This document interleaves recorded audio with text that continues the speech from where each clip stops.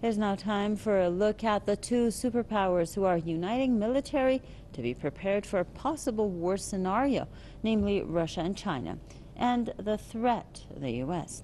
Beijing and Moscow have concluded that they need close cooperation because under President Donald Trump, the U.S. foreign policy has become increasingly aggressive.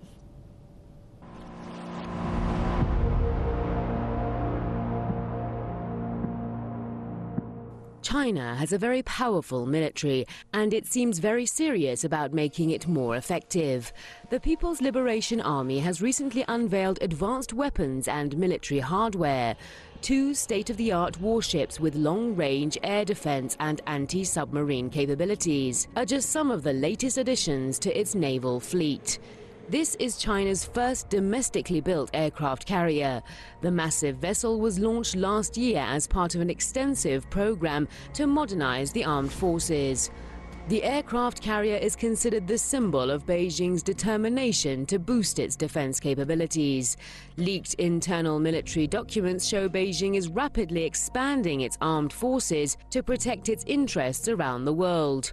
The documents say, as we open up and expand our national interests beyond borders, we desperately need a comprehensive protection of our own security around the globe. I think every power always must work on the assumption that war is a possibility. It hopefully is not desirable on anybody's part, but I think every country has to have contingencies.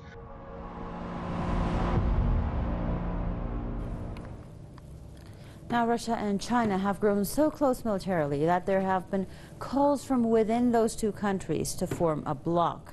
For both, the common threat is the U.S. In the case of China, the U.S. military presence in the South China Sea is one reason. Then comes Russia. Both the U.S. and Russia, who are nuclear-armed nations, have seen each other as somewhat of an existential threat. The closest instance has been Syria, in which Trump warned Russia before an attack. Get ready for U.S. missiles fired at Syria.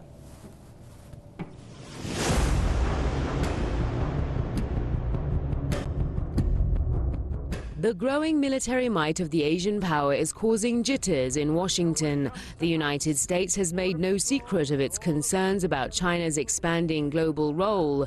The U.S. has long viewed China as a geopolitical threat, and now the U.S. may have more reason to worry. The Asian power is getting closer to Russia in a bid to counter global threats. The Chinese defense chief recently pledged full support to the Russian army. Some observers believe the two countries have decided to work more closely because the United States has intensified its threats against them.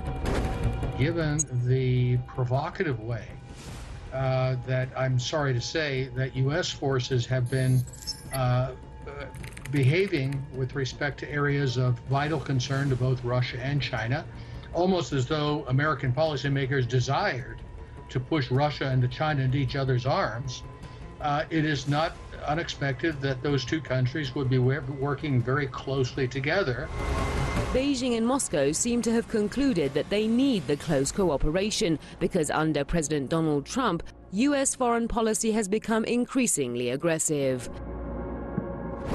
It's something I think people in Washington need to take very, very seriously. This is not a game. We don't go around poking these countries and then expect them not to think about what they would do in the event things go wrong.